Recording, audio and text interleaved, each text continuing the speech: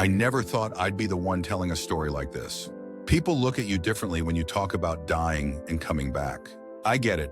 I would have been skeptical too. But that was before the Hurtgen Forest. Before I get into what happened, I should introduce myself. My name is James Sullivan. I was a private first class with the 4th Infantry Division during World War II. We were nicknamed the Ivy Division. Ephraim, Roman numeral 4, get it? I was just a kid from Pennsylvania, 19 years old when I shipped out. Had my whole life ahead of me. At least that's what my mother kept saying between sobs when I left. It's been almost 80 years now, but some memories don't fade. They just wait, like they happened yesterday, especially the ones that change you forever. I wasn't special, just one of the millions of young men who answered the call. I'd been working at my father's hardware store, planning to take over someday. Then Pearl Harbor happened, and suddenly hardware seemed insignificant. I enlisted in early 1942, went through basic at Fort Benning. It was rough, but I was young and strong. Naive, too. We all were. They shipped us across the Atlantic in '44. I was a replacement, joining the division after they'd already fought through the hedgerows of Normandy. The old-timers looked at us replacements like we were already dead men walking. I remember this staff sergeant, Matthews was his name, who took one look at me and said, "Christ, they're sending us children now." I wanted to prove him wrong. Show I wasn't just some green kid. Funny how important that seemed then. We landed in France in August, marched through recently liberated Paris. People were throwing flowers, handing out wine. It felt like we were heroes. That feeling didn't last long. By September, we were pushing toward Germany, part of the Allied advance after the breakout from Normandy. The weather was turning cold, and the Germans were falling back but fighting for every inch. Combat wasn't what I expected. Not like the movies at all. It was long stretches of boredom and discomfort punctuated by moments of absolute terror. Most nights I was too tired to even dream. Just collapsed into whatever shallow hole I could dig and prayed the artillery wouldn't find me. There was this guy in my squad, Robert Farley. We called him Bobby. He was from a little town in Kentucky, talked with this slow drawl that somehow remained calm even when shells were landing all around us. Bobby had been with the division since D-Day. He'd seen things, lost friends, but somehow kept this quiet faith about him. "You'll be all right, Sullivan," he'd tell me. "Just keep your head down and your powder dry." Bobby had this picture he carried everywhere. His kid brother Michael in his own uniform, a Marine. They'd both enlisted after Pearl Harbor. Michael had been sent to the Pacific. Bobby hadn't heard from him in months, but he talked about him all the time. How they used to fish together in this creek behind their house. How Michael could whistle any tune after hearing it just once. When this is over, Bobby would say, "We're going to buy a little fishing boat. Take it out on the Ohio River every weekend." I liked hearing Bobby talk about the future. Made it seem like there would be one. By November, we were approaching the German border. The weather had turned miserable. Cold rain, mud everywhere. We were moving into the Hurtgen Forest, this dense stretch of woods that ran along the Belgian-German border. The brass thought it would be a quick operation, just clear the forest, then push onto the Rhine. But the Hurtgen, that place was death. The Germans knew every inch of those woods. They'd zeroed their artillery on every road, every clearing. The trees were so thick that shells would hit the canopy and shower us with wooden splinters as deadly as shrapnel. You couldn't see more than 20 yards in any direction. Every shadow might be an enemy. Every step might trigger a mine. I remember the first night we moved into our position. We dug foxholes among the roots of these massive fir trees. The ground was half frozen, and digging was like trying to chip away at concrete. My hands were bleeding by the time I'd gotten 2 feet down. Bobby helped me finish it. "Dig deeper," he said. "Germans have got this whole forest mapped for artillery." We shared that foxhole for 3 days. Hardly slept. The Germans would shell us randomly throughout the night, and during the day we'd try to advance, only to be pushed back by machine gun fire we couldn't even locate. The forest played tricks with sound. You'd hear firing and think it was coming from your left, then suddenly bullets would be kicking up dirt from the right. On the 4th day, we got orders to advance again.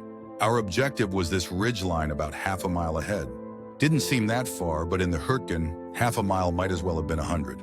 We moved out at dawn, picking our way through the trees. Everything was quiet for the first few hundred yards. Too quiet. I remember Bobby was just ahead of me. He turned back, whispered, "Keep your intervals. They like to target groups." That's when the first mortar rounds came in. No warning. Just this faint whistle, then explosions all around us. The earth jumped beneath my feet. I was thrown against a tree, my helmet flying off. For a few seconds, I couldn't hear anything but a high-pitched ringing. When my senses came back, there was shouting everywhere. "Medic! We need a medic over here." I scrambled to find my rifle, my helmet. The air was thick with smoke and the smell of cordite. I saw Bobby about 20 yards ahead, waving for me to get down. I started crawling toward him, staying low like they taught us. More mortars came in, then machine gun fire, the bullets snapping through the branches overhead. I reached Bobby, and we both pressed ourselves into a shallow depression in the ground. "They've got us pinned," he said. "We need to find better cover." To our right was a fallen tree. Beyond that, I could make out what looked like a proper foxhole, probably dug by another unit that had moved through earlier. Bobby nodded toward it. "On three, we make for that hole. Ready?" I wasn't ready. I was terrified, but I nodded anyway. 1. 2. 3. We sprinted for the foxhole. Couldn't have been more than 30 feet, but it felt like running across an open field. Machine gun fire kicked up dirt around our boots. I dove into the hole head first, Bobby right behind me. We lay there, breathing hard as bullets thudded into the dirt rim around us. The foxhole was deeper than it had looked, maybe 4 feet down, with room for 3 men. There was a wooden ammo crate someone had left behind that we could sit on. For the moment, we were safe. "Nice sprint, Sullivan." Bobby grinned, his face streaked with dirt. "You missed your calling as a track star." That was Bobby, could joke even while the world was exploding around us. We stayed in that hole for hours as the battle raged through the forest. Sometimes the firing would move away, and we'd think about making a break for it, trying to find the rest of our squad. Then it would surge back, pinning us down again. By mid-afternoon, it started to snow. Light flurries that dusted the ground and clung to the trees. "Beautiful, ain't it?" Bobby said, watching the snowflakes drift down through the canopy. "Beautiful?" I looked at him like he was crazy. "We're pinned down in the middle of nowhere, probably surrounded by Germans, freezing our asses off, and you think it's beautiful?" He just shrugged. "Even in hell, God sends reminders." As evening approached, the firing finally died down. We ate some K rations, shared a cigarette. Bobby pulled out the picture of his brother, looked at it for a long time. "Got a funny feeling, Sullivan," he said finally. "What kind of feeling?" "Just funny, like something's waiting around the corner." He carefully tucked the photo back in his breast pocket. "Listen, if anything happens to me, nothing's going to happen." I cut him off. I didn't want to hear it. "Just listen," he insisted. "If anything happens, there's letters in my pack. For my folks, for Michael. Make sure they get them, all right?" I reluctantly agreed. Made him promise to do the same for me, though I hadn't written any letters. We all made these pacts, these promises. It was superstition as much as preparation. Like if you planned for the worst, maybe it wouldn't happen. Night fell quickly in the forest. The temperature dropped with it. We took turns keeping watch, though it was so dark you could barely see the edge of our foxhole. The snow had stopped, but the clouds remained, blocking any moonlight. I've never known darkness like that, thick, almost tangible. It must have been around midnight when I took over the watch. Bobby curled up at the bottom of our hole, using his pack as a pillow. I sat on the ammo crate, straining my eyes and ears for any sign of movement. The forest was silent except for the occasional distant explosion or burst of gunfire. Our lines were scattered throughout the woods, little islands of Americans in a sea of German-controlled territory. I was starting to nod off when I heard it. A soft crunching of snow. My body went rigid, finger moving to the trigger of my M1. The sound came again, closer. Someone was moving through the trees toward our position. I nudged Bobby with my boot. He woke instantly, alert, reaching for his rifle without making a sound. I pointed in the direction of the noise. He nodded, understanding. We waited, barely breathing. The footsteps stopped, then started again, circling around our position. More than one person. Germans had to be. Our guys wouldn't be patrolling this far forward, not at night. Bobby leaned close, whispered in my ear. "If they throw in a grenade, we're done. Be ready to fire." My mouth was dry, heart hammering so loud I was sure they could hear it. The footsteps stopped just on the other side of our foxhole. I could hear low voices speaking German. They were right on top of us. Bobby made a decision. In one fluid motion, he rose up, rifle at his shoulder, and fired 3 rapid shots.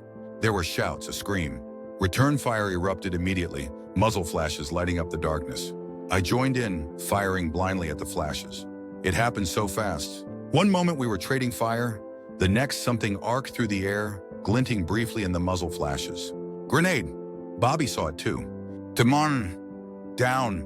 he shouted, shoving me hard against the side of the foxhole. I fell awkwardly, my rifle clattering away. Bobby lunged for the grenade, trying to throw it back out. The explosion was deafening in the confined space. A flash of light, searing heat, then something heavy falling across my legs. My ears were ringing, eyes unable to focus. I couldn't move, couldn't process what had happened. When my vision cleared, Bobby was lying half on top of me, unmoving. In the darkness, I couldn't see the wounds, but I felt the wetness spreading across my lap. Blood. His blood. "Bobby?" I whispered, shaking him. "Bobby, come on." No response. I carefully shifted him off me, propping him against the side of the Foxhole.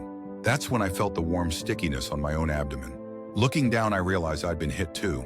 Shrapnel, probably. There was a tear in my jacket, and beneath it, a deep gash across my stomach. Strange, but it didn't hurt. Not yet. The Germans were still out there. I could hear them moving, talking urgently. One of them called out something. They were going to rush our position. With shaking hands, I searched for my rifle. Couldn't find it in the dark. Bobby's was there, though, lying across his legs.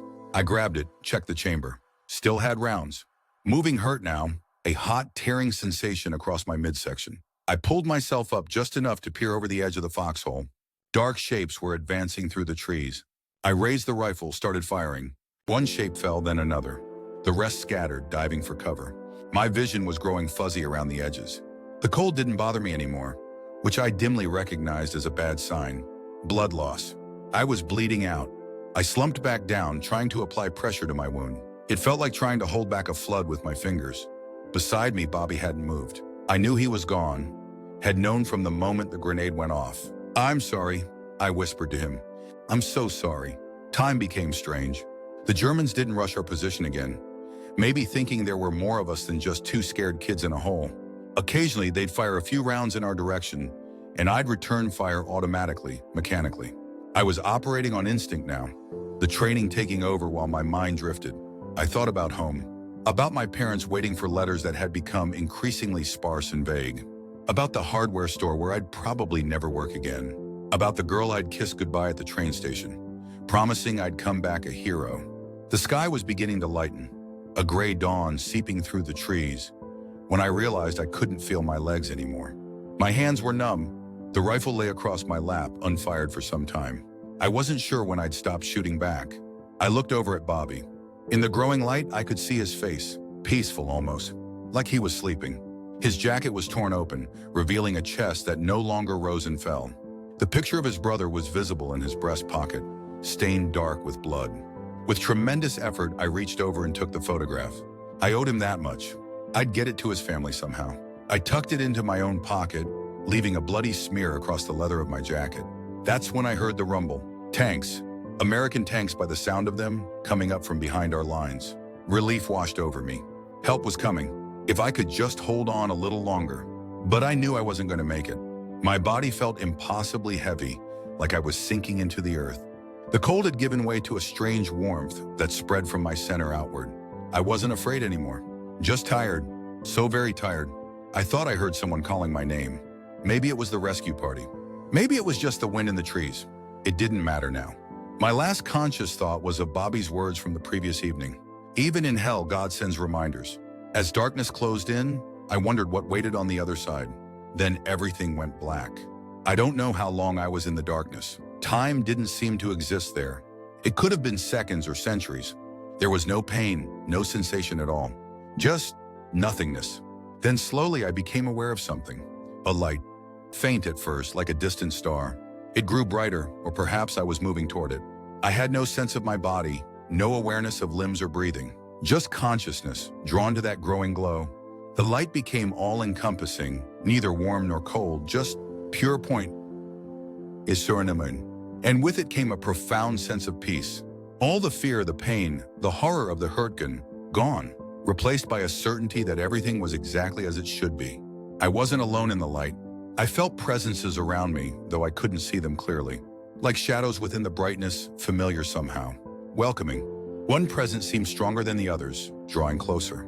It took shape gradually, becoming more distinct. A human form, approaching through the radiance. I recognized him instantly, though I'd never seen him in person. Only in the photograph Bobby had carried close to his heart. Michael Farley, Bobby's younger brother. The Marine. He looked just like his picture, young and proud in his uniform. but there was a serenity about him that no photograph could capture. He smiled and somehow I understood. Michael was dead, had been for months, killed on some Pacific island whose name would be forgotten by all but those who fought and died there. Bobby had been carrying his dead brother's image all this time, perhaps suspecting the truth but never wanting to believe it. Michael didn't speak, not with words, but I felt his communication nonetheless. "It's not your time," he seemed to say. "You need to go back." I didn't want to go back. Back meant pain, meant the horror of war, meant facing Bobby's death and my own failures. Here was peace. Here was understanding. Why would anyone leave this? As if sensing my reluctance, Michael's presence drew closer. I felt, rather than heard, his next message, clear and compelling. Bobby's letters. My parents. They need to know. The promise I'd made in the Foxhole. It came back to me with sudden clarity. I'd told Bobby I would make sure his letters got home. His final words to his family, to his brother, not knowing Michael was already gone. I felt myself being pulled back, away from the light, away from Michael's presence. I wanted to resist, to stay in that perfect peace, but the promise tugged at me, insistent. The light began to recede, or I was moving away from it. The darkness returned, but different now. Heavy, oppressive, and with it came sensation. Pain, blinding and all-consuming. The cold, the smell of blood and dirt and gunpowder. I heard voices, distant and distorted. "This one's still alive. Get a medic over here." Rough hands moving me. Agony as my body was lifted, carried. I tried to speak, to tell them about Bobby, about Michael, about the light. But no sound would come. Then darkness again, but the comforting emptiness was gone. This was just unconsciousness, heavy and drug-induced. I fell into it gratefully, escaping the pain. I drifted in and out for what seemed like days. Fragments of awareness. The rumble of an ambulance. The antiseptic smell of a field hospital. Voices speaking over me, around me. Severe abdominal trauma. Significant blood loss. Lucky the tank patrol found him. How long was he out there? Hours at least. Through the night. His buddy didn't make it. Bobby. They were talking about Bobby. I wanted to ask about him, about retrieving his body, but I couldn't form the words. My throat was raw, my lips parched. More darkness, more drifting.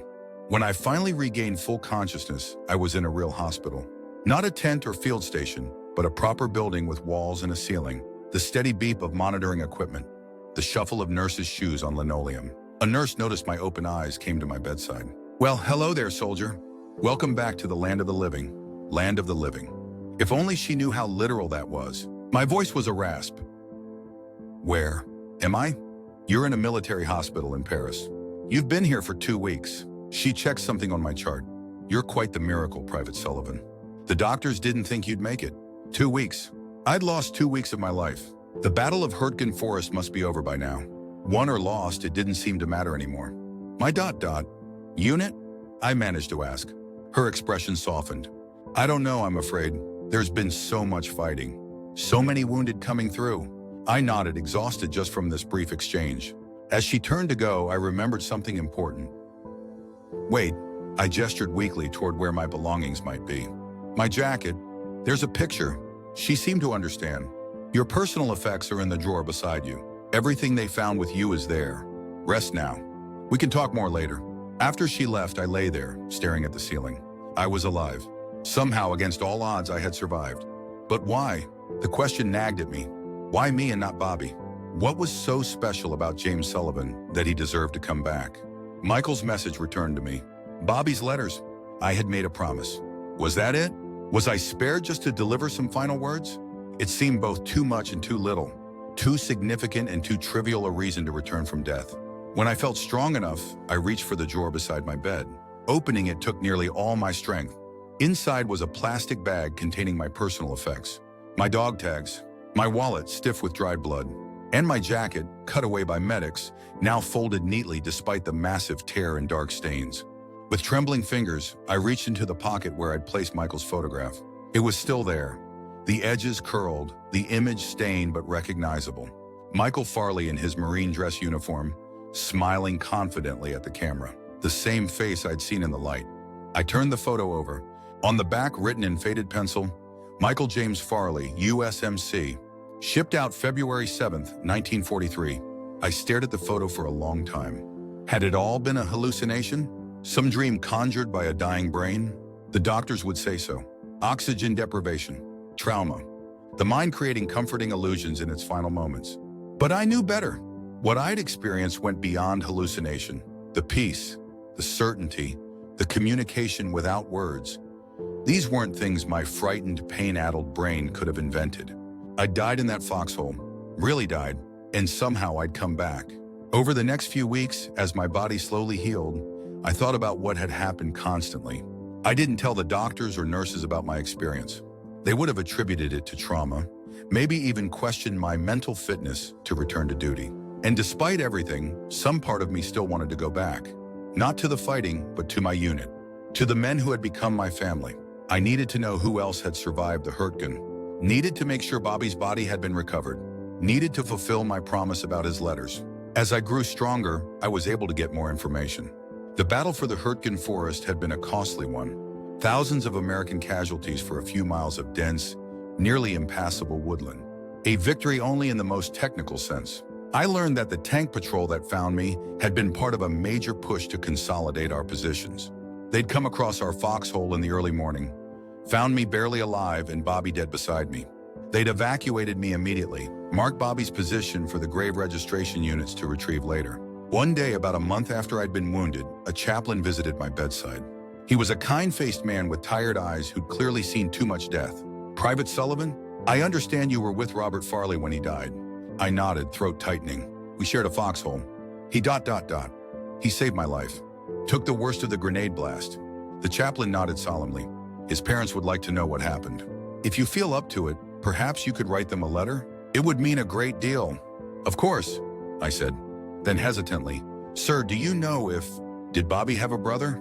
A Marine named Michael?" Something flickered across the chaplain's face. Surprise, then a deep sadness. "Yes, Michael Farley was killed at Tarawa, November 1943. The family received notification in December." He studied me carefully. "Did Robert speak of him?" "All the time," I whispered. "But I don't think he knew. He carried Michael's picture everywhere. Talked about what they would do after the war." The chaplain's eyes glistened. "Sometimes I think God is merciful in what he keeps from us. Perhaps it was better Robert never knew." But I wondered, had Bobby known somehow? Was that what he meant by his funny feeling? The night before we were attacked? Had some part of him sensed his brother waiting for him on the other side? "There's something else," I said. "Bobby asked me to make sure his family got the letters in his pack. Did anyone recover those?" The chaplain nodded. "His personal effects would have been collected. They'll be sent home eventually, but the process can take months." "I promised him," I said. "I need to make sure they get his letters." "I understand. I'll see what I can find out." True to his word, the chaplain returned a few days later with news. Bobby's pack had been recovered and was being processed with other personal effects from the fallen. He provided me with the necessary information to follow up. As my physical recovery progressed, I threw myself into keeping my promise. I wrote to Bobby's parents, describing their son's courage, his kindness, his faith. I told them how he had saved my life. I did not tell them about seeing Michael in the light. Some truths are too personal, too sacred to share, especially with those still raw with grief. I also wrote to the quartermaster unit handling personal effects, explaining the importance of Bobby's letters, requesting that they be forwarded to his family as soon as possible. Whether my request had any effect or not, I'll never know, but it gave me purpose during those long days of recovery. By the spring of 1945, I was deemed fit enough to return to limited duty. Not combat, my abdominal injuries had seen to that, but administrative work at headquarters in Paris. The war in Europe was winding down. Germany was being squeezed from both sides, its armies in retreat. Victory seemed inevitable, though the cost had been staggering. I never returned to the Hurtgen forest, never saw those dark, bloody woods again, but they haunted my dreams. In those dreams, I was always back in that foxhole, Bobby beside me, waiting for the grenade that would separate us. One to death, one to life. Sometimes in the dreams, I would see the light again, feel that perfect peace. And always Michael would be there, not just a presence, but fully formed, in his Marine uniform, smiling at me with a knowledge beyond words. I would wake from these dreams not in terror, but with an odd sense of comfort, as if I'd been granted a glimpse behind the veil that separates this world from the next. When Germany finally surrendered in May 1945, I felt strangely detached from the celebrations. The victory parties in Paris were wild, joyous affairs, but I couldn't join in. Too many had died. Too many would never come home. Bobby, Michael, countless others whose names I'd never know. I was discharged in the summer of 1945, sent home with a Purple Heart and nightmares that would last a lifetime. The ship back to New York was crowded with other returning soldiers, some wounded, some whole, all forever changed. Standing at the rail as we approached the harbor, the Statue of Liberty rising majestically before us, I thought about what waited for me, my parents, the hardware store, the rhythms of civilian life that now seemed alien and incomprehensible. And I thought about what I'd experienced. Not just the horror of combat or the pain of my wounds, but that journey beyond. The light, the peace. Michael Farley, waiting to deliver a message about his brother. Most of all, I thought about the purpose of it all. Why had I been allowed to come back? Just to deliver Bobby's letters? Or was there something more? Some message I was meant to carry, not just to the Farley family, but to everyone? As the New York skyline grew larger, I made a decision. I would not bury my experience, would not dismiss it as hallucination or trauma. I had died. I had seen what waits beyond. And I had returned with a certainty that transformed my understanding of life and death. That certainty would guide the rest of my days. It would give me strength in dark times. It would inform how I lived, how I loved, how I faced my eventual permanent death. It was a message not just for me, but for anyone who would listen. Death is not the end. It is a doorway. And beyond that doorway, peace awaits. Peace, understanding, and reunion with those we've lost. That is the message I brought back from the Hurtgen Forest. That is what I died to learn. I stood there on the deck of that transport ship, watching America grow larger on the horizon, and I felt like a stranger returning to a land I no longer recognized. Or maybe I was the one who was unrecognizable now. Home. The word tasted different in my mouth. Could anywhere really be home after what I'd seen? After where I'd been? My parents met me at the dock in New York. My mother cried, "Of course," held on to me like she was afraid I'd disappear if she let go. My father, always the stoic one, just gripped my shoulder tight enough to hurt. His eyes said what his mouth couldn't. They both looked older, grayer. The war had aged everyone, even those who'd stayed behind. "You're so thin, Jimmy," my mother kept saying. I'd lost nearly 30 pounds in the hospital. My uniform hung on me like it belonged to someone else. In a way, it did. The train ride back to Pennsylvania was quiet. They asked a few careful questions about my injuries. I gave them sanitized answers. Yes, I was healing well. No, I wouldn't need more surgeries. Yes, the pain was manageable now. I didn't tell them about waking up screaming. About the moments when I could still smell the blood and dirt of that foxhole. About how sometimes in the space between sleeping and waking, I'd feel Bobby's weight across my legs again. And I certainly didn't tell them about the light or Michael Farley. Some experiences can't be shared, especially not with parents who just want their son back the way he was. They wouldn't understand. How could they? I barely understood it myself. Our town had a banner strung across Main Street, "Welcome Home Heroes."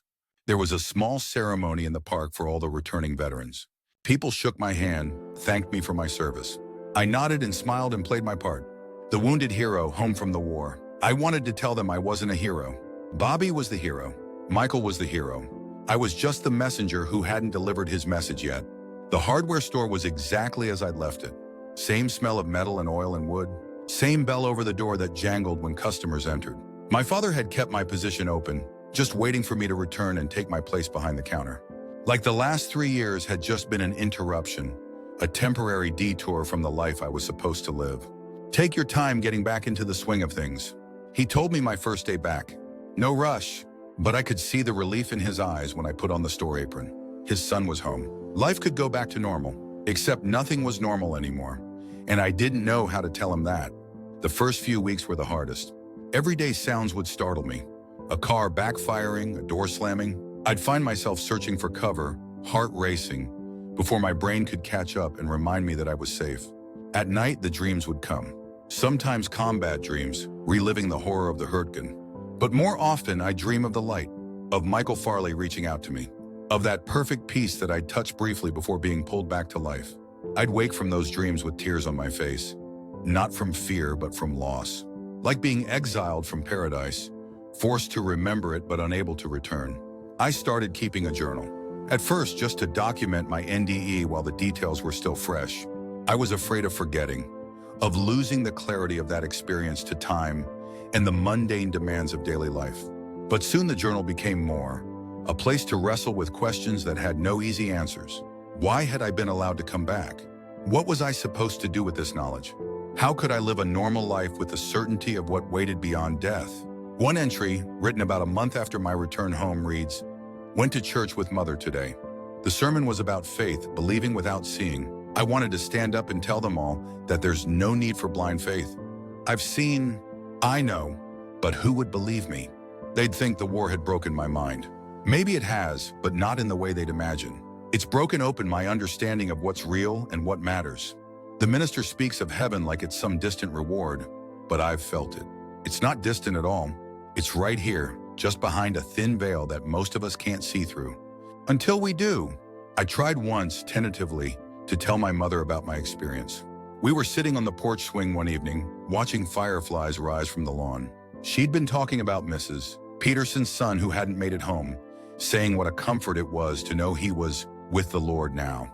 "I think he is, Mom," I said quietly. "I think I know he is."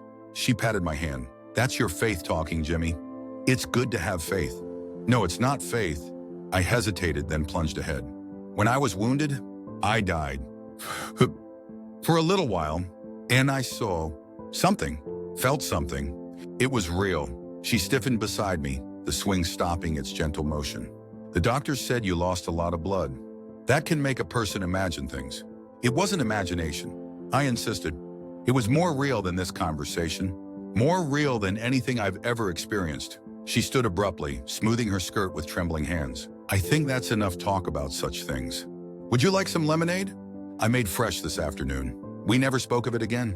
I realized then that my experience wasn't just mine to understand, it was mine to carry alone. Or so I thought. About 3 months after coming home, I received a letter. The handwriting on the envelope was unfamiliar. The return address from a small town in Kentucky. My heart quickened as I opened it. "Dear Private Sullivan, my name is Martha Farley. I am Robert Farley's mother. The Army chaplain forwarded your letter to us, and Robert's personal effects have finally arrived home. Among them were the letters he had written to us, as you mentioned. I cannot express what it means to have these final words from our son. To know that in his last days he was thinking of us. Your description of Robert's courage and character brought us comfort in our grief. He always was such a thoughtful boy. There is something I feel compelled to share with you, though it may seem strange." In one of his letters to us, dated just 2 days before his death, Robert wrote that he had been dreaming of Michael nearly every night. In these dreams, Michael was always trying to tell him something, but Robert could never quite hear the words. He wrote that he had a feeling they would be seeing each other soon. As you may know, we lost Michael at Tarawa in 1943. The news destroyed Robert, though he tried not to show it in his letters home. The brothers were always so close. I don't know what to make of Robert's premonition, or if that's even what it was. But when I read your letter describing how Robert saved your life, I couldn't help but wonder if he somehow knew his time was coming. If you ever find yourself in Kentucky, our door is always open to you. Robert wrote fondly of you in his letters. Any friend of our son is family to us. With gratitude, Martha Farley. My hands were shaking as I finished reading. Bobby had been dreaming of Michael. Had he sensed his brother's presence, trying to prepare him for what was coming? And that funny feeling he'd mentioned the night before he died. Had he known on some level that Michael was waiting for him? I sat down immediately to write back to Mrs. Farley. I agonized over what to say, how much to reveal. These were grieving parents who had lost both their sons to war. I didn't want to add to their pain, but I also felt a powerful need to share what I had experienced. In the end, I opted for caution. Dear Mrs. Farley, thank you for your letter. It means more than I can express to know that Bobby's letters reached you and brought you some comfort. What you shared about Bobby dreaming of Michael doesn't surprise me. Bobby spoke of his brother often, always with such love and pride. The bond between them was clearly very strong. I believe there are connections between people that transcend our ordinary understanding. Bobby's premonition, as you called it, suggests he and Michael shared such a connection. I've been meaning to tell you something that I wasn't sure how to express in my first letter. When I was wounded in the attack that took Bobby's life, I had what doctors might call a near-death experience. During this time, I felt a profound peace and encountered presences that I can only describe as spiritual. While I cannot claim to understand fully what happened to me, I came back with an unshakable certainty that death is not the end. that we continue, and that those we've lost are waiting for us. I share this with you not to minimize your grief, which I know must be immeasurable, but in the hope that it might offer some small additional comfort. If my words have caused you any distress, please forgive me. That was not my intention. With deepest respect, James Sullivan. I mailed the letter the next day, then spent weeks wondering if I'd made a terrible mistake. Would they think I was crazy? Would my story add to their pain rather than easing it? I checked the mail anxiously each day, both dreading and hoping for a response. When it finally came nearly a month later, it wasn't what I expected. Dear James, your letter arrived on a day when grief had nearly overwhelmed me. I had been sitting at Michael's desk, looking through his childhood drawings, when your words about continuing beyond death reached me. I want you to know that far from causing distress, your experience brought me the first real comfort I've felt since losing my boys. A mother knows her children. I know who they were in life, and I cannot believe that all they were, their love, their humor, their goodness, could simply vanish. Your letter affirmed what my heart has been telling me all along. My husband Samuel is more skeptical by nature, but even he was moved by what you shared. He asked if you would be willing to tell us more about your experience. If writing is too difficult, our invitation to visit Kentucky stands open. With Hope, Martha, that letter marked the beginning of a correspondence that would last for years. I shared more details of my experience with the Farleys, and they shared stories of their sons' lives. Gradually, we formed a bond forged in shared loss and unexpected hope. I did eventually visit them in the summer of 1946. Their home was a modest farmhouse surrounded by rolling hills. The creek where Bobby and Michael had fished as boys sparkled in the sunlight. Samuel Farley, a tall, weathered man with Michael's eyes and Bobby's quiet manner, met me at the bus station. He gripped my hand hard when I stepped off the bus. "Thank you for coming," was all he said. Martha had Bobby's smile. She embraced me like I was her own returned son, then stepped back to look at me, her eyes bright with tears. "I see why they were friends," she said. "You have the same kind eyes." They had a room ready for me, walls covered with faded wallpaper and a handmade quilt on the bed. On the dresser stood 2 framed photographs, one of Bobby in his army uniform, one of Michael in his marine dress blues. The same photograph I'd carried out of that foxhole, now clean and properly framed. That evening, after a home-cooked meal that reminded me how much I'd missed real food during the war, we sat on their porch and talked. I told them everything: the foxhole, the grenade, the darkness followed by light, and Michael appearing to tell me it wasn't my time. Samuel listened silently, his expression unreadable. When I finished, he got up without a word and went into the house. Martha squeezed my hand. "Give him time," she said softly. "He wants to believe." Samuel returned a few minutes later, carrying an envelope. From it, he withdrew a letter, the paper thin and delicate with handling. "This came from one of Michael's squad mates after we received notification of his death," he said. "I've never shown it to anyone outside the family. I'd like you to read it." He handed me the letter. It was written in a cramped, uneven hand. "Dear Mr. and Mrs. Farley, you don't know me, but I served with your son Michael at Tarawa. I'm writing because there's something I think you should know about his last moments. We were pinned down on the beach under heavy fire. Michael had been hit bad. I crawled over to him, tried to stop the bleeding, but we both knew it was too late. He asked me to write to you, to tell you not to worry. Just before he died, he seemed to focus on something behind me. He smiled on a real peaceful smile. His last words were, 'I see the light. It's beautiful. Tell them I'll wait for Bobby.' At the time, I assumed Bobby was a friend from back home. It wasn't until later I learned he was talking about his brother. I hope this brings you some comfort. Your son died bravely, and I believe he died at peace. Respectfully, PFC Thomas Brennan." I looked up from the letter, my vision blurred with tears. Samuel's face was tight with emotion. "Michael's last words were about waiting for Bobby," he said, his voice rough. "And then you come here, telling us you saw Michael, that he came to you when you were dying, that he knew about Bobby. Maybe it's all just coincidence." I said softly, "I can't prove any of it." "Son," Samuel leaned forward, "I've spent my life growing crops. I know the difference between coincidence and pattern. This is a pattern. That night, sleeping under the Farley's roof, I had the most vivid dream yet of the light. Michael and Bobby were both there, standing together, whole and unharmed. Bobby gave me his familiar grin, and Michael saluted. They seemed to be trying to tell me something, but as in Bobby's dreams, I couldn't quite hear the words. I woke with tears on my face, but a profound sense of peace in my heart. I stayed with the Farleys for a week, By the time I left, they felt like family. We had formed a bond that transcended ordinary friendship. We were connected by something deeper, something that had touched all of us across the boundary between life and death. As I boarded the bus back to Pennsylvania, Martha pressed a small box into my hands. "Bobby would want you to have this," she said. Inside was Bobby's pocket watch, a simple silver timepiece that he'd carried throughout the war. Engraved on the back were the words, "Time is not the master of the soul." I returned home with a new sense of purpose. My experience wasn't just for me. It was meant to be shared, at least with those who might be ready to hear it. The Farleys had shown me that. My story had brought them comfort, had validated their own intuitions about their son's continuing existence. But settling back into ordinary life remained a challenge. The hardware store felt confining after the vastness I'd glimpsed. Customers would come in with what seemed like trivial concerns, a broken latch, a squeaky hinge, and I'd have to remind myself that normal life was still important, still worth living fully. I started attending a veterans group that met weekly in the church basement. Most of the talk was about practical matters, navigating the GI Bill, finding work, dealing with physical injuries. But sometimes late in the evening, the conversation would turn to deeper things. The men who'd seen the worst combat would get a faraway look, and someone would inevitably ask, "Do you think they're okay?" The ones who didn't make it back? I found myself speaking up one night, carefully at first, then with growing confidence as they listened without judgment.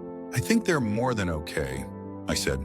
"I think they're at peace." And I told them, this group of battle-hardened men, about the light, about the sense of being welcomed home, about the certainty that death was not the end, but a transition to something greater. When I finished, the room was silent. Then one man, a former Marine who'd fought at Okinawa, cleared his throat. "I saw something similar," he said quietly, "when I got hit by that mortar. Didn't tell nobody because I thought they'd think I was nuts. But what you described, that's what I saw too." Another veteran nodded. "My buddy bled out in my arms at Bastogne. Just before he went, he smiled and said he could see his mom, who died years before." I always wondered about that. One by one, they shared their stories. Some had their own NDEs. Others had witnessed deathbed visions of comrades. Still others just had questions, doubts, hopes. But in that church basement, something opened up. A space where we could talk about the mystery of death without fear of ridicule. That night marked another turning point in my life. I realized that my experience, far from being unique, was part of a larger pattern. And that pattern suggested something profound about human existence. That consciousness, identity, the essence of who we are, continues beyond the death of the body. Over the next few years, I continued working at the hardware store. But my real passion became researching and collecting accounts of NDEs and similar phenomena.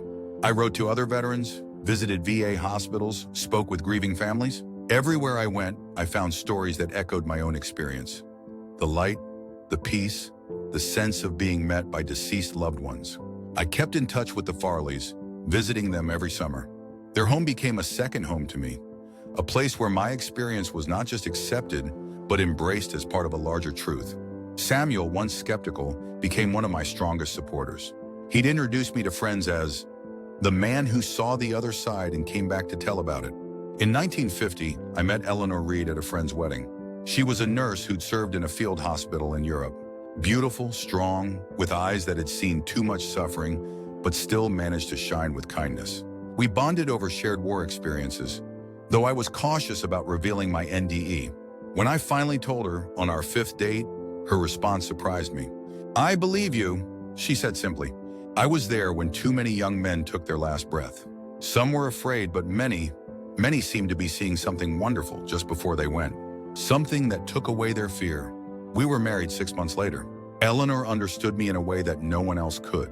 She knew about the nightmares, the moments when the past would suddenly become more real than the present. But she also understood the profound impact of my NDE, how it had transformed my view of life and death. "You came back with a purpose," she told me once, "to share what you learned, to help people understand that death isn't the end." With Eleanor's encouragement, I began speaking more openly about my experience.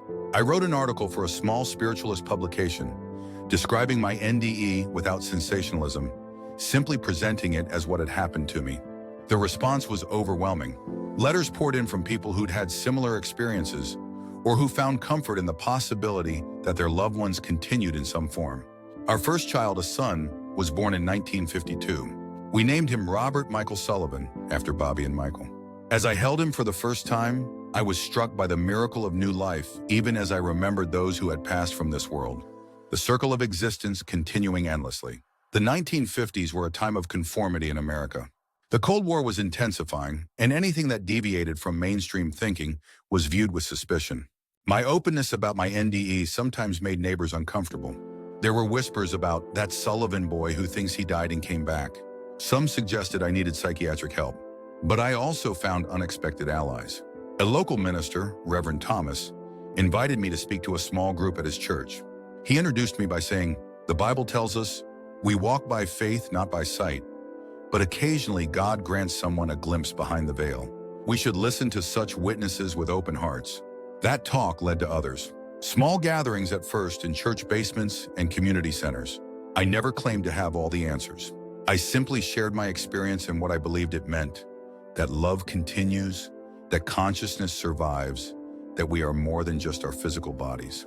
By the late 1950s, my hardware career was secondary to my emerging role as what some called a spiritual witness. Eleanor supported our family through her nursing while I traveled, speaking and collecting more accounts. We had 2 more children, girls in 1954 and 1957. I was careful to be present for my family even as my calling took me away sometimes. The Farleys remained central to my journey. Samuel passed away in 1959 after a brief illness. Martha wrote to me afterward. Samuel was not afraid at the end. He told me he knew our boys were waiting for him. The night before he passed, he said he could see Michael standing at the foot of the bed, looking just as he did in his uniform the day he shipped out. It was the most peaceful I've seen him since we lost our sons. Your friendship and your story helped give him that peace. I attended Samuel's funeral standing beside Martha as they lowered his casket into the ground beside the empty graves of his sons, whose bodies lay in military cemeteries an ocean apart. Martha squeezed my hand and whispered, "They're together now." All my boys. The 1960s brought seismic changes to American society and opened new doors for discussions about spirituality and consciousness. The rigid boundaries of the 1950s were breaking down. People were questioning traditional religious dogmas and exploring Eastern philosophies, meditation, altered states of consciousness. In this more receptive environment, my story found a wider audience. I was invited to speak at universities to participate in early research into NDEs, to contribute to books on the subject. While some in the scientific community dismissed such experiences as hallucinations or oxygen-deprived brain activity, others were genuinely curious. I met with researchers who attached me to EEG machines while I recalled my experience, who tested my psychological profile for signs of fantasy-prone personality or delusion. I cooperated willingly. I had nothing to fear from science because I believed that eventually, science and spirituality would find common ground in understanding consciousness. In 1965, a journalist from Life magazine heard about my story and arranged an interview. The resulting article, "The Man Who Died and Returned, A Soldier's Journey to the Other Side," brought my experience to a national audience. The magazine was flooded with letters, many from veterans who'd had similar experiences but had never spoken of them publicly. That article changed everything. Suddenly, I was receiving invitations from all over the country, sometimes from abroad. Eleanor, now supervising the nursing department at our local hospital, encouraged me to accept. "This is what you came back for," she reminded me. To be a messenger. By the late 1960s, as the Vietnam War escalated, I found myself speaking to a new generation of veterans. Young men, some still in their early 20s, who'd had NDEs in the jungles of Southeast Asia. Their experiences echoed mine and Bobby's from 2 decades earlier. Different war, same universal human encounter with mortality and what lies beyond. One young veteran, who'd been pronounced dead for several minutes after stepping on a mine, told me, "When I came back, the doctors said it was just my brain playing tricks. But it wasn't like a dream or a hallucination. It was more real than this conversation. I met my grandfather over there. He died when I was 5, but I recognized him instantly. He told me I had to go back, that my mom needed me." These similarities across time, culture, and circumstance strengthened my conviction that NDEs reveal something genuine about what awaits us after death. The details might be shaped by cultural expectations. A Christian might see Jesus, a Hindu might see Krishna. But the core experience transcended those differences. Martha Farley remained a touchstone throughout these busy years. Though advancing age prevented her from traveling much, We exchanged letters regularly, and I visited Kentucky whenever I could. Her faith in the continuing presence of her sons never wavered. In a letter from 1972, she wrote, "You know, James, I'll be joining my boys in Samuel soon. I'm not afraid. In fact, I'm looking forward to it. What a reunion that will be. But I want you to know that your friendship has been one of the greatest blessings of my life. You came back with exactly the message this grieving mother needed to hear." Martha passed peacefully in her sleep 3 months later. I was one of the pallbearers at her funeral. As we lowered her casket, I felt an overwhelming sense of joy rather than grief. Not because I wouldn't miss her. I would terribly. But because I knew with absolute certainty that she was with her family again. The circle was complete. The 1970s saw an explosion of interest in NDEs, particularly after the publication of Raymond Moody's Life After Life. In 1975, suddenly the phenomenon had a name and was being discussed openly in mainstream media. I was both gratified and occasionally frustrated by this new attention. Gratified because the experiences I'd been describing for decades were finally being taken seriously by researchers and the public. Frustrated because sometimes the spiritual depth of these encounters was lost in the sensation of it all. I was in my 50s now, gray-haired but still energetic, still driven by the mission that had defined my life since that foxhole in the Hurtgen forest. Eleanor and I had moved to a larger home to accommodate the steady stream of visitors, researchers, journalists, other experiencers, who sought us out. Our children were grown, pursuing their own paths. Robert, our eldest, had become a doctor, influenced by both his mother's healing profession and his father's spiritual journey. He specialized in palliative care, helping ease the transition for the dying. He told me once, "Dad, I see it in their eyes sometimes. That same light you describe. They're seeing the other side just before they go."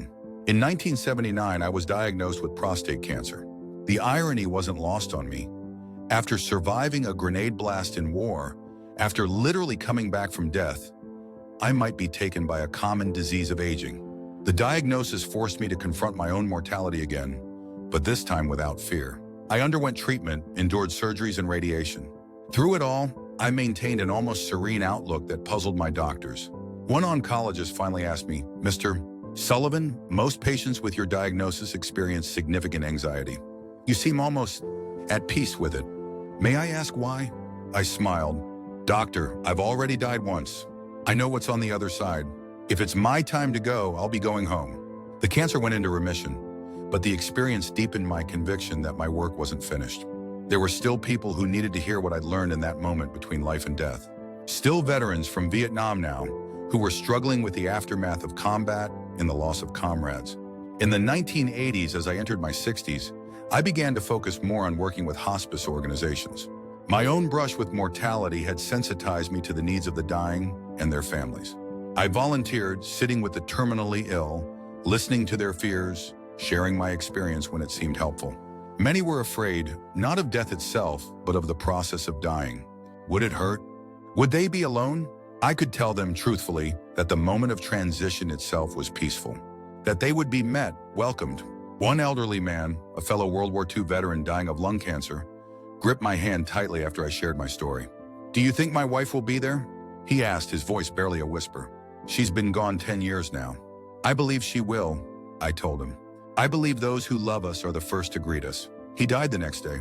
The hospice nurse told me he'd been smiling at the end, his fear gone. Eleanor and I celebrated our 40th wedding anniversary in 1990. At the party, surrounded by our children, grandchildren, and friends who'd been part of our journey, she raised a toast. "To my husband, who has spent his life helping others understand that love never ends. And to Bobby and Michael Farley, who sent him back to us with that message." Later that night, alone in our bedroom, she asked me something she'd never asked before. "Are you ever sorry you came back? Do you ever wish you could have stayed in that light?" I considered the question carefully.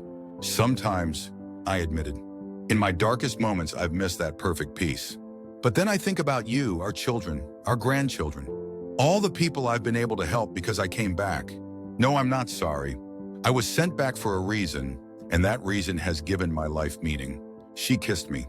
"I'm glad, because I can't imagine my life without you in it." Eleanor died in 1995 after a sudden stroke. Despite my lifelong conviction about what awaited her, the loss was devastating. She had been my partner, my support, my anchor for 45 years. The house echoed with her absence. For the first time since the war, I felt truly alone. In my grief, I found myself doubting. What if I had been wrong all these years? What if my NDE had been just a hallucination, a trick of a dying brain? What if Eleanor was simply gone? I fell into a depression that concerned my children. Robert wanted me to try medication. Our daughters suggested I move in with one of them. But I knew that what I needed couldn't be found in pills or distraction. I returned to Kentucky, to the small cemetery where the Farleys were buried. I sat beside their graves, Samuel, Martha, and the memorial stones for Bobby and Michael, whose bodies lay far away. I need a sign, I whispered. Just some small confirmation that she's with you, that you're all together, that I haven't been wrong all these years. There was no dramatic response. No voice from beyond, no apparition, just the gentle Kentucky breeze rustling the leaves of a nearby oak. I sat there until sunset, then drove back to the small hotel where I was staying. That night, I had the most vivid dream since those early days after my return from war. I was back in the light, that indescribable radiance that was somehow both blinding and perfectly clear.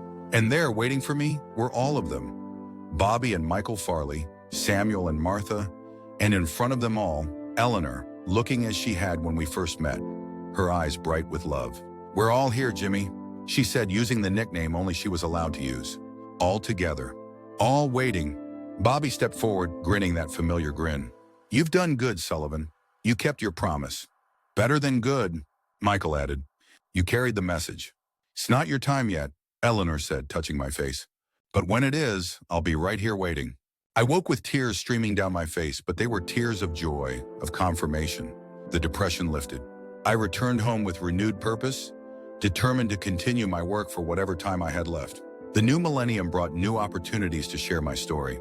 The internet connected me with people around the world who had similar experiences or who were searching for hope in their grief. I embraced the technology, dictating my memories for a website my grandson created. At 80 years old, I was reaching a global audience with the message I'd carried back from death. Researchers continued to study NDEs, using ever more sophisticated brain imaging and monitoring techniques. Some claimed to have explained away the phenomenon as neurological events. I welcomed their inquiry but remained untroubled by their conclusions. The consistency of the experience across cultures and time periods, the life-transforming effect it had on those who went through it, and the personal validation I'd received throughout my life all reinforced my conviction that NDEs reveal something true about our existence. As I entered my 90s, my public appearances became less frequent. My body was finally showing the effects of age and that old war wound, but my mind remained clear, and I continued to speak with individuals in small groups, especially veterans and the terminally ill. In 2019, at the age of 94, I was invited to participate in a documentary about World War II veterans. The young filmmaker was interested not just in my combat experience, but in how my NDE had shaped the 75 years since. "Do you ever doubt?" she asked me as the cameras rolled. "After all this time, do you ever wonder if what you experienced was real?" I smiled, thinking of that night in Kentucky, of the dream that had renewed my certainty. "You know, there have been moments of doubt," I admitted, especially after losing my wife. "But the evidence of my experience isn't just in that one moment in 1944. It's in all that's happened since. The connections I've made, the similar accounts I've heard from thousands of others, the comfort it's brought to so many. At some point, coincidence becomes pattern, and pattern suggests truth." She nodded thoughtfully. "And the message? After all these years, how would you summarize the message you brought back?" I considered carefully before answering. "That death is not the end, but a transition. That consciousness continues. That love, the connections we forge in this life, remains. And perhaps most importantly, that we don't have to fear what comes next. In fact, we can look forward to it, even while embracing the precious gift of our time here." "Is that what you're doing now?" she asked. "Looking forward to it?" "Yes," I said simply. "I've lived a full life, longer than I ever expected that day in the Hurtgen forest. I've loved deeply. I've tried to serve the purpose for which I was sent back. And when my time truly comes, I know who's waiting for me." The documentary was released the following year. I watched it with my family gathered around me in the assisted living facility where I now resided. My hands, once strong enough to dig foxholes in half-frozen ground, now trembled as I held a cup of tea. But my voice, when I spoke of that pivotal experience, was still firm with conviction. After the credits rolled, my great-granddaughter, just 12 years old, looked up at me with serious eyes. "Great-grandpa," she said, "were you scared? When you died?" At first, I told her honestly, before the light.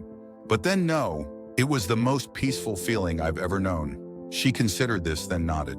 "I'm not scared of dying anymore," she announced. "Not if you'll be there to meet me. Will you?" I cupped her face in my weathered hands. "Yes," I promised. "I'll be there, but not for a very, very long time." As I approach the end of my extraordinary journey, 96 years old now, writing these final thoughts with the help of my granddaughter, who types as I dictate, I find myself reflecting on what it all means. Why was I, James Sullivan, ordinary hardware store clerk from Pennsylvania, granted this glimpse beyond the veil? Why was I sent back? I believe it was for the message. The simple truth that death is not the end. That love continues. That we are more than our physical bodies. This message isn't unique to me. It echoes through most of the world's spiritual traditions. It's been reported by countless others who've had NDEs, but perhaps in the particular time and place where I received it, in the bloody chaos of the Hurtgen Forest, in the darkest days of a world at war, the message was especially needed. Bobby and Michael Farley died young, as did millions of others in that terrible conflict. Their futures, all they might have been and done and created, were cut short, or so it seemed to those left behind. But my experience suggests a different truth, that their journey continued beyond what we can see, that nothing of what makes us essentially ourselves, our consciousness, our capacity for love, our unique identity, is truly lost. That is the message I died to learn and return to share. And soon, perhaps very soon now, I will complete the circle. I will step again into that light. And waiting there will be Eleanor, my beloved, and the Farleys, Samuel and Martha, Bobby and Michael, and perhaps others whose lives I've touched in my long journey as messenger. What a reunion that will be. Until then, I leave this testimony. I was Private First Class James Sullivan, 4th Infantry Division. I died in a foxhole in the Hurtgen Forest on November 17, 1944. And I came back with a message. Death is not the end. Love continues. And we need not fear what waits beyond.